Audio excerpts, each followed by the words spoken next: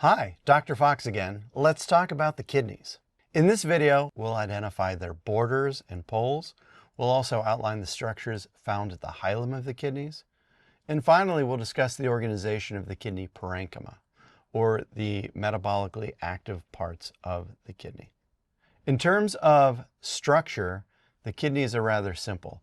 I've always found it humorous that most textbooks describe the kidneys as kidney bean-shaped organs, which seems terribly redundant. But let's find a place to just begin and start there. So we have lateral borders, which are convex, and we have a medial border, which is concave.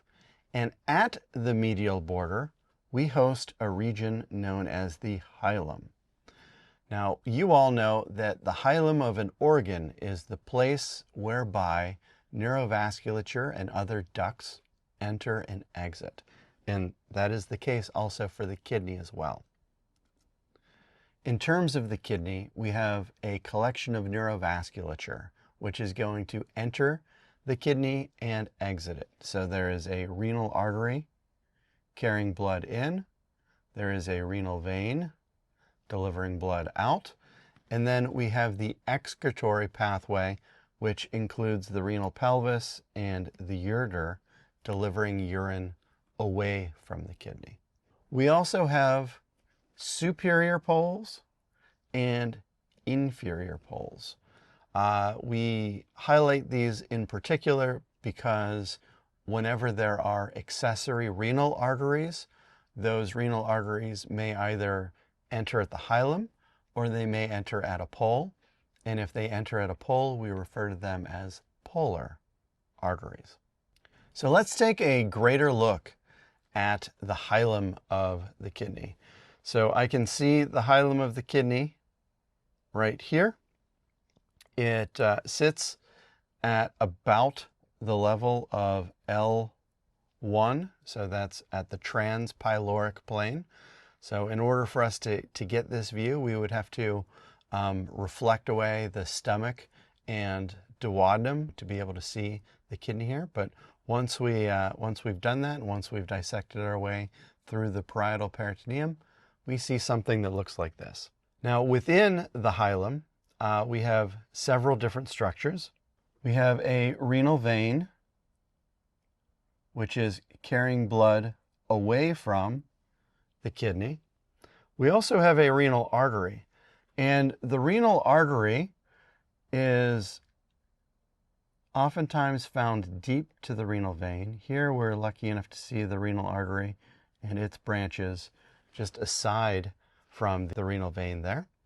And then finally, we have the ureter exiting the kidney. There aren't any accessory renal arteries visible in this, but we do have the opportunity to see a structure which is very closely associated with the kidney, and that is the suprarenal gland. So supra means above, renal kidney, the gland that's above the kidney. It's more likely that you know this gland by its name, the adrenal gland. So this is the gland that secretes adrenaline or epinephrine and norepinephrine. And it's a vital part of the endocrine system, especially under a sympathetic response or a fight or flight response. So the kidney parenchyma is divided up into two types of tissues, or two regions of tissues. We have the cortex. Cortex means bark. It's on the outside of the kidney. And then the medulla. The medulla, or the marrow, is deep to the kidney. So the cortex is everything that I am surrounding here with the pen. That does not include these pyramidal structures, because those are of the medulla. With respect to the cortex, there are two regions. There are cortical arches, and let me just shade in a few of these. So that cortical arch is in association with the base of that pyramidal structure. And then there are cortical columns. The cortical columns nestle between those pyramidal structure. So arches at the base of the pyramids and columns in between the pyramids. But let's take a look at those pyramids. So we call them pyramids because upon dissection they have kind of a pyramidal structure. It's a very bad name for them because three-dimensionally they're actually cone-shaped, not pyramidal. But I digress. The pyramids have their apices, which are known as the renal papillae, there, and their bases there. And it's between the medulla and the cortex that we have the nephrons functioning.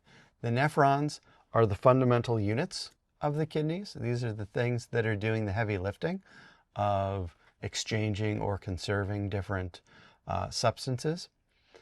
And they are what will filter the blood.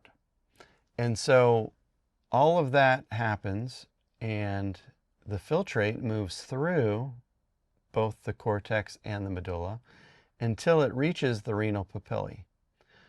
The renal papillae are surrounded by minor calyces. So here I'm just going to outline a minor calyx.